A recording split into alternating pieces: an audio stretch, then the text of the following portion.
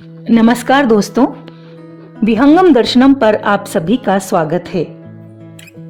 आज मैं जिस कहानी के साथ यहाँ उपस्थित हूँ उस कहानी का शीर्षक है नीलू। नीलू की कथा उसकी माँ की कथा से इस प्रकार जुड़ी है कि एक के बिना दूसरी अपूर्ण रह जाती है। उसकी अल्सेशियन माँ उत्तरायण में लूसी के नाम से पुकारी जाती थी। हिरनी के समान वेगवती, सांचे में ढली हुई देह, जिसमें व्यर्थ कहने के लिए एक तोला मांस भी नहीं था। ऊपर काला आभास देने वाले भूरे पिताब रोम, बुद्धिमानी का पता देने वाली काली पर छोटी आंखें, सजग खड़े कान और सघन रोएदार तथा पिछले पैरों के टखनों को छूने वाली लंबी पूंछ, सब कुछ उसे राजसी विशेषता देता था। थी भी वह सामान्य कुत्तों से भिन्न। अल्सेशियन कुत्ता एक ही स्वामी को स्वीकार करता है। यदि परिस्थितियों के कारण एक व्यक्ति का स्वामित्व उसे सुलभ नहीं होता तो वह सबके साथ सहचर जैसा आचरण करने लगता है। दूसरे शब्दों में, आदेश किसी का नहीं मानता, परंतु सबके स्नेहपूर्ण अनुरोध की रक्षा में तत्पर रहता है। लूसी की स्थिति भी स्वच्छंद सहचरी के समान हो गई थी। उत्तरायण में जो पगडंडी दो पहाड़ियों के बीच से मोटर मार्ग तक जाती थी, उसके अंत में मोटर स्टॉप पर एक ही दुकान थी जिसमें आवश्यक खाद्य सामग्री प्राप्त हो सकती थी। शीतकाल में यह दो पर्वतीय भित्तियों का अंतराल बर्फ से भर जाता था और उसे पगडंडी के अस्तित्व का चिन्ह भी शेष नहीं रहता था। तब दुकान तक पहुंचने में असमर्थ उत्तरायण के निवासी लूसी के गले में रुपए और सामग्री की सूची के साथ एक बड़ा अंगोछा या चादर बांधकर उससे सामान लाने का अनुरोध करते थे। वंश परंपरा से बर्फ में मार्ग बना लेने की सहज चेतना के कारण वह सारे व्यवधान पार कर दुकान तक पहुंच जाती। दुकानदार उसके गले से कपड़ा खोलकर रुपया सूची आदि लेने के उपरांत सामान की गठरी उसके गले या पीठ से बांध देता और लूसी सारे बोझ के साथ बर्फीला मार्ग पार करती हुई सकुशल लौट आती। किसी किसी दिन उसे कई बार आना जाना पड़ता। कभी चीनी मंगवाई और चाय रह गई, कभी आटा याद रहा और आलू भूल गए, पर लूसी को मंगवाने वालों के लक्कड़पन से कोई शिकायत कभी नहीं रही। गले में कपड़ा बांधते ही वह तीर की तरह दुकान की दिशा में चल देती। उसकी तत्परता के कारण मंगाने वालों में भूलने की प्रवृत्ति बढ़ती ही थी। एक दिन किसी अधिक ऊंचाई पर बसे पर्वतीय ग्राम से बर्फ में भटकता हुआ एक भुटिया कुत्ता दुकान पर आ गया और लूसी से उसकी मैत्री हो गई।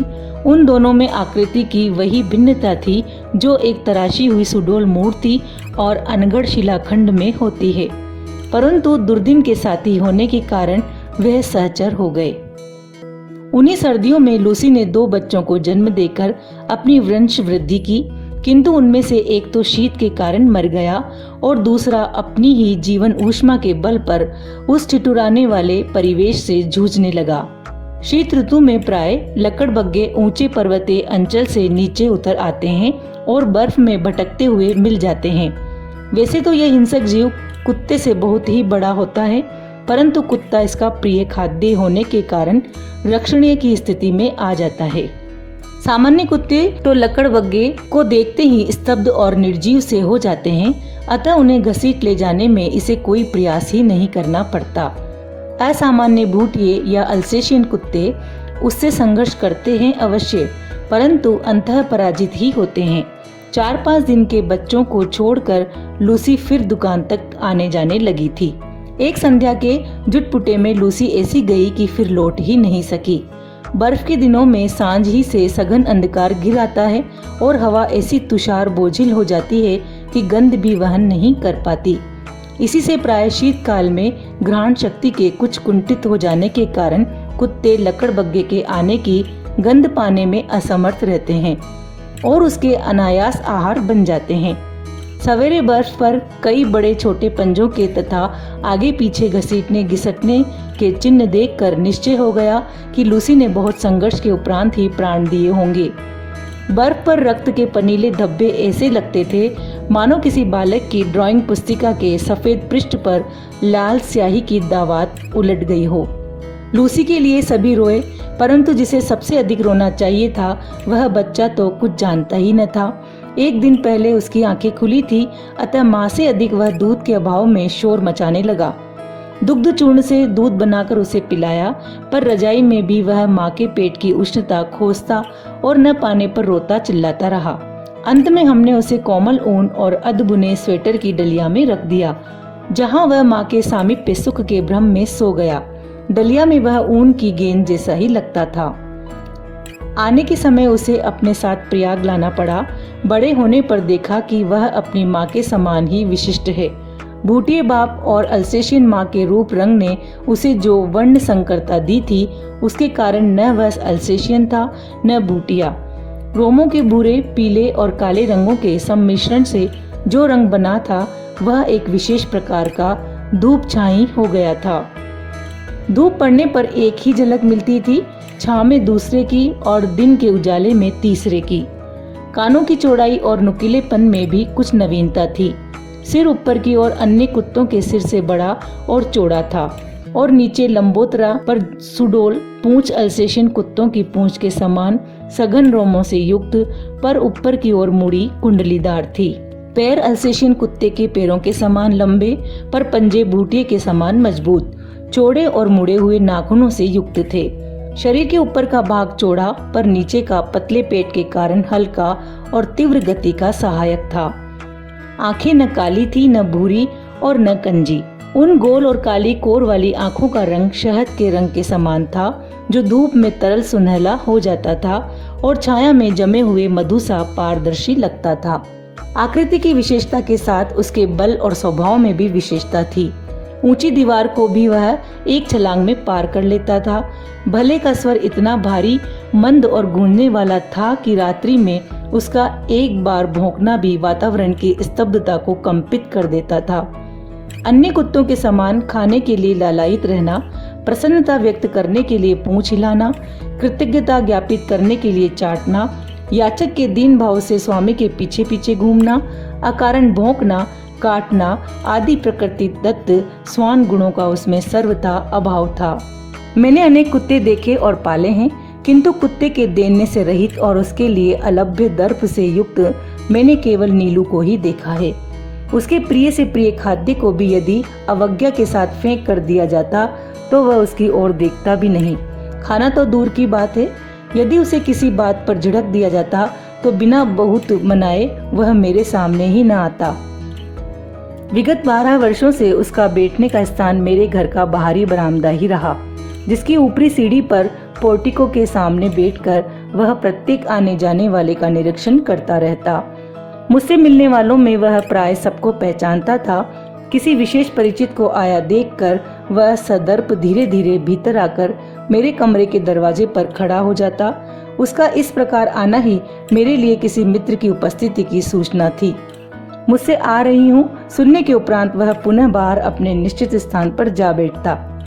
न जाने किस सहज चेतना से वह अपरिचित या असमय आए व्यक्ति को जान लेता था।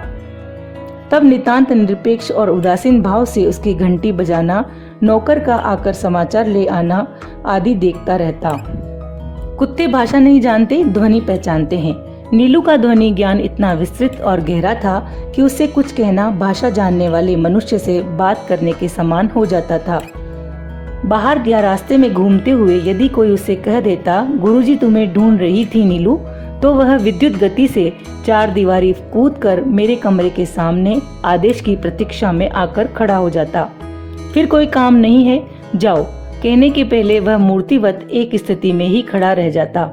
कभी कभी मैं किसी कार्य में व्यस्त होने के कारण उसकी उपस्थिति जान ही नहीं पाती और उसे बहुत समय तक बिना हिले डुले खड़ा रहना पड़ता। हिंसक और क्रोधी भूटिये बाप और आखिर प्रिय अल्सेशियन माँ से जन्म पाकर भी उसमें हिंसा प्रवृत्ति का कोई चिन्ह नहीं था। 13 वर्ष के दीर्घ जीवन में भी उसे किसी पशु पक्षी पर झपटते या मारते नहीं देखा गया। उसका यह स्वभाव मेरे लिए ही नहीं, सब देखने वालों के लिए आश्चर्य की घटना थी। मेरे बंगले की रोशनदानों में प्राय गोरैया तिनकों से घोंसला बना लेती है। मुझे उनके परिश्रम पूर्वक बनाए हुए घोंसले उजाड़ना अच्छा नहीं लगता, अतः कालांतर में उनमें अंडों और पक्षी शावकों की सृष्टि बस जाती है। कुछ कुछ अंकुर जैसे पंख निकलते ही वे पक्षी शावक उड़ने के असफल प्रयास में रोशनदानों से नीचे गिरने लगते हैं। इन दिनों नीलू उनके सतर्क पहरेदार का कर्तव्य संभाल लेता था। उसके भय से कोई भी कुत्ता बिल्ली उन नादान उड़ने गिरने वालों को हानि पहुंचाने का साहस नहीं कर पाता था। कभी कभी बहुत छोटे पक्षी शावकों को पुनः घोंसलों में रखवाने के लिए वह उन्हें हौले से मुख में दबाकर मेरे पास ले आता था। जब तक रोशनदान में सीढ़ी लगवाकर मैं उस बच्चे को घोंसलों में पहुंचाने की व्यवस्था न कर लेती, तब तक वह या तो बड़ी कोमलता से उसे दबाए खड़ा रहता था या मेरे हाथ में देकर प्रतीक्षा की मुद्रा में देखता रहता। सवेरे नियमानुसार जब मैं मोर, खरगोश आदि को दाना देने निकलती, तब वह चाहे जाड़ा हो चाहे बरसात मुझे दरवाजे पर ही मिलता और मेरे साथ साथ घूमता।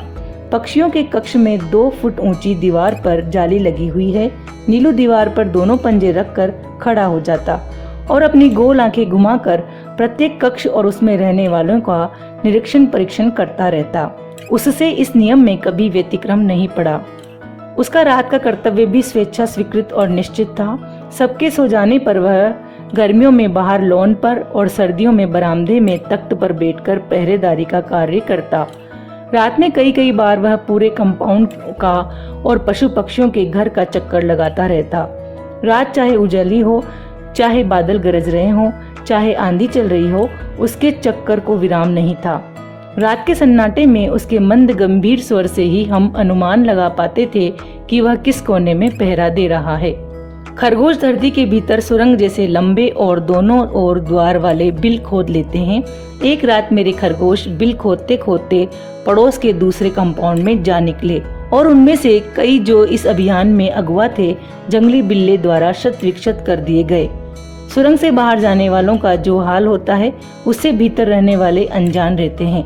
अतः एक के पीछे एक निकलते हुए खरगोशों में सभी को मारजारी या शिगाल का आहार बन जाना पड़ता।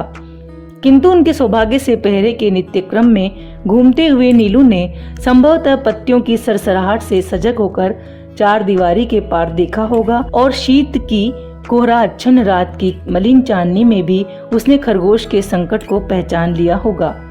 उसके कूदकर दूसरी ओर पहुंचते ही बिल्ला तो भाग गया, परंतु खरगोशों को बाहर निकालने से रोकने के लिए वह रात भर ओस से भीगता हुआ सुरंग के द्वार पर खड़ा रहा। यह परोपकार नीलू के लिए बहुत महंगा पड़ा, क्योंकि उसे सर्दी लगने से न्यूमोनिया हो गया और कई दिनों तक इंजेक्शन, दवा आदि का कष्ट झेलना पड़ा। वैसे वह शांत भाव से कड़वी दवा भी पी लेता था और सुई भी लगवा लेता था। एक बार जब मोटर दुर्घटना में आहत हो मुझे मार्ग से ही अस्पताल जाना पड़ा, तब संध्या तक मेरी प्रतीक्षा करके और कपड़े, चादर, कंबल आदि सामान अस्पताल में ले जाने वाले की हड़बड़ी देखकर उसकी सहज चेतना ने किसी अनिष्ट का आभास पा लिया। जो भी उस संध्या को मेरे बंगले पर पहुंचा, वह नीलू की विषादमयी निश्चेष्ट मुद्रा देखकर विस्मित हुए बिना नहीं रहा। जब 3 दिन तक उसने न कुछ खाया न पिया, तब डॉक्टर से अनुमति लेकर उसे अस्पताल लाया गया। पट्टियों के घटाटोप में मुझे अच्छी तरह देखने के लिए वह पलंग के चारों ओर घूमने लगा और फिर आश्वस्त होकर प्रहरी की चिर परिचित मुद्रा में मेरे पलंग के नीचे जा बैठा। 2 घंटे बाद बहुत समझाने पुचकारने के उपरांत ही उसे घर पहुंचाया जा सका। तब से हर दूसरे दिन अस्पताल न ले जाने पर वह अनशन आरंभ कर देता। इस प्रकार अस्पताल में भी वह नियमित रूप से मिलने आने वालों में गिना जाने लगा और डॉक्टर, नर्सें सब उससे परिचित हो गए। नीलू को 14 वर्ष का जीवन मिला था और जन्म से मृत्यु के क्षण तक वह मेरे पास ही रहा। अतः उससे संबद्ध घटनाओं और संस्मरणों की संख्या बहुत अधिक है। कुत्तों में वह केवल कजली के सामीप्य से ही प्रसन्न रहता था, परंतु कजली और बादल एक क्षण के लिए भी एक दूसरे से अलग नहीं रह सकते थे। परिणामतः नीलू बेचारा एकाकी ही रहा। जीवन के सामान उसकी मृत्यु भी देने से रहित थी। कुत्ते की मौत मरना कहावत है, परंतु यदि नीलू के समान शांत निर्लिप्त भाव से कोई मृत्यु का सामना कर सके, तो ऐसी मृत्यु मनुष्य को भी काम्य होगी। मेरे पास अनेक जीव जंतु हैं, परंतु जिसके बुरा मान जाने की मुझे चिंता हो, ऐसा अब कोई नहीं है।